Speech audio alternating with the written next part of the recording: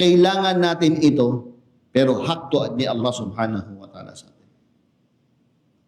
Kaya sabi sa Quran, wasiya, pinakamahigpit na payo ni Allah subhanahu wa ta'ala. Mga Muslim, ya ayyuhalladhina amanu taqullah. Matakot kayo kay Allah. Wala tamutunna. Ibig sabihin, ito'y napaka-bigat na wasiya o kumbaga, ito'y tagubilin ni Allah. Matakot kayo kay Allah. At huwag niyong hahayan. Kumbaga, sinasabi ni Allah, alam ko magkakasala kayo. Pero huwag niyong hahayaan na daratnan kayo ng kamatayan. Huwag niyong hahayaan na daratnan kayo kamatayan na kayo ay illa wa antum muslimun. Maliban na lamang na kayo ay Muslim. Yung Muslim, sa tunay nitong pakahulugan, al-istislamu lillahi bitawhid.